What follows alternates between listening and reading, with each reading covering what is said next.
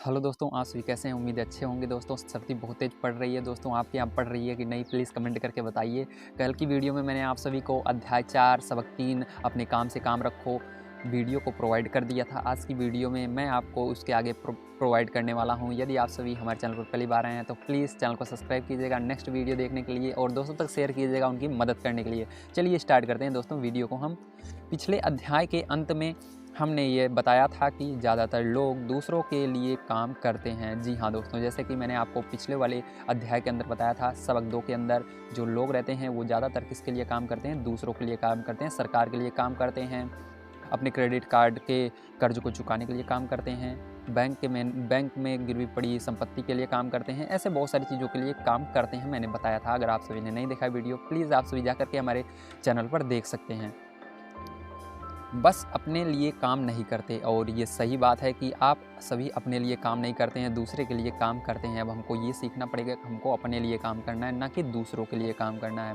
वे पहले तो कंपनी के मालिकों के लिए काम करते हैं, फिर टैक्स के कारण सरकार के लिए काम करते हैं। देखिए, पहले वो किसके लिए काम करते हैं? कंपनी के लिए काम करते हैं, फिर टैक्स चुकाने के लिए सरकार के लिए काम करते हैं, और आखिरकार बैंक के लिए काम करते हैं, और फिर अंत में किसके लिए काम करने लगते हैं दोस्तों? जी हाँ, बैंक में क्रेडिट कार्ड के ब्याज को चुकाने के लिए काम करने लगते हैं। जो उनके मार्गेस्ट का मालिक होता है, और जो उनके मार्गेस्ट का मालिक होता है मतलब जो वो मेहनत करते हैं उसका सारा क्रेडिट किसको मिलता है? जी हाँ, मालिकों को ही मिलेगा। जानते ही हैं आप सब। जब हम छोटे थे तो हमारे पास मैकडॉनल्ड का कोई फ्रेंचाइजी आउटलेट नहीं था। दोस्तों यहाँ पर बताया जा रहा है, जब आप सभी छोटे थे तो यहाँ पर आप सभी जानते ही हैं, जो मैकडॉनल्ड थे उनका फ्रेंचाइजी आउटलेट नहीं था, परंतु मेरे अमीर डैडी ने माइक और मुझे वही सबक सिखाया था कि जो टेक्सास यूनिवर्सिटी में रे क्रॉक ने सीखा था। अब यहाँ पर कह रहे हैं जो मेरे डैडी थे, अमीर डैडी थे, उन्होंने मुझे वही सबक सिखाया था जो कि ये क्रॉक थे, उन्होंने रे से सीखा था वहाँ पर जब वो उनके यूनिवर्सिटी में गए थे दोस्तों भाषण देने के लिए। ये अमीरों का रहस्य नंबर 3 है, और ये दोस्तों सबक 3 है कि जिससे अमीर लोग अमीर बनते हैं। मतलब अपने काम से काम रखो। रहस्य है अपने काम से काम रखने का, और इसको हम कहते हैं अपने काम से काम रखिए, दूसरों को काम में दखलंदाजी मत दीजिए, और अपने काम को बेहतर से बेहतर करने की कोशिश कीजिए। लोगों की ज़िंदगी में पैसे की तंगी इसीलिए आती है क्योंकि वे अपनी सारी ज़िंदगी दूसरों के लिए काम करते रहते हैं। जी हाँ, अगर आप सभी दूसरों के लिए काम करेंगे तो आप सब अमीर कैसे बनेंगे दोस्तों? अगर आपको अमीर बनना है तो आपको खुद के लिए काम करना पड़ेगा ना। इसलिए यहाँ पर आपको अपने लिए काम करना पड़ेगा, और आपको खुद का कोई ना कोई बिजनेस करना पड़ेगा, या कोई ऐसी चीज़ें करना पड़ेगा जिससे आप आगे बढ़ सकें, और जो भी मेहनत करें आपको सारा प्रॉफिट आपको होना चाहिए, दूसरों को नहीं होना चाहिए। ठीक है दोस्तों, चलिए देखते हैं आगे।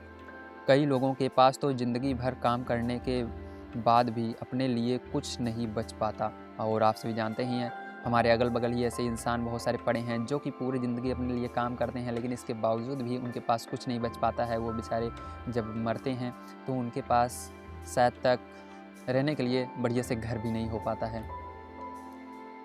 एक बार फिर एक चित्र 1000 शब्दों के बराबर है। यहाँ पर एक चित्र दिया गया है जो कि 1000 शब्द भी बोलकर भी ये कम है समझने के लिए। इसको आप केवल चित्र के द्वारा समझेंगे, लगेगा हाँ ये कितनी चीज़ें बता रहा है। यहाँ एक इनकम स्टेटमेंट और बैलेंस शीट का चित्र दिया गया है, और यहाँ पर दोस्तों आपको एक इनकम स्टेटमेंट और बैलेंस शीट से जुड़ा एक चित्र दिया गया है जो रे क्रॉक की सलाह का सबसे अच्छा उदाहरण है। और जो यहाँ पर रे हैं और जो क्रॉक हैं, उन्होंने दोनों ने जो ये सलाह दी हैं उनका एक मिलता जुलता उदाहरण है। देखिए यहाँ पर एक डायग्राम बना हुआ है दोस्तों। देखो यहाँ पर ऊपर वाले डायग्राम में लिखा हुआ है, एक एरो आई हुई है, आपका प्रोफेशन है ना, तो आय मालिक के लिए काम। इसके अंदर क्या होता है? मालिक के लिए आप काम करते हैं। अब देखो व्यय सरकार के लिए काम, तो यहाँ पर देखो नीचे लिखा हुआ है सरकार के लिए काम, ठीक है। और नीचे वाले कॉलम में क्या लिखा हुआ है? संपत्ति आपका बिजनेस, ठीक है। जो संपत्ति है ये आपका बिजनेस होता है, और जो दायित्व होता है ये बैंक के लिए काम होता है। तो यहाँ पर आप सभी समझिए ध्यान से, यहाँ पर कहा जा रहा है जो ये आय आती है, ठीक है, ये आय आती है संपत्ति से। अगर संपत्ति आपका बिजनेस रहेगा तो सारी संपत्ति सारी आय आपका रहेगा। अगर आप सभी सरकार के लिए काम करते हैं तो वो क्या होगा, वो ना तो आपके आय में जाएगा ना कहीं प्राइवेट जाएगा, क्योंकि वो सरकार का हो जाता है। सरकार उससे पैसे ले लेगी, आपको थोड़े बहुत पैसे दे देती है, आप सभी उससे क्या करेंगे, अपना घर का किराना लाएंगे और खर्च कर देंगे, ज़्यादा कुछ नहीं मिलता है हमको। इसलिए दोस्तों याद रखिएगा, अपना खुद का काम कीजिए और अपने लिए मेहनत कीजिए, ना दूसरों के लिए मेहनत करने के बजाय खुद के लिए मेहनत करना अच्छा है। मिलते हैं अगली वीडियो में। आप सभी को वीडियो पसंद आई होगी। यदि आप सभी ऐसे ही वीडियो देखना चाहते हैं दोस्तों तो प्लीज़ चैनल को सब्सक्राइब कीजिएगा और हमारे चैनल को आगे बढ़ने में मदद कीजिएगा। वीडियो देखने के लिए धन्यवाद दोस्तों। आप सभी का दिन शुभ हो।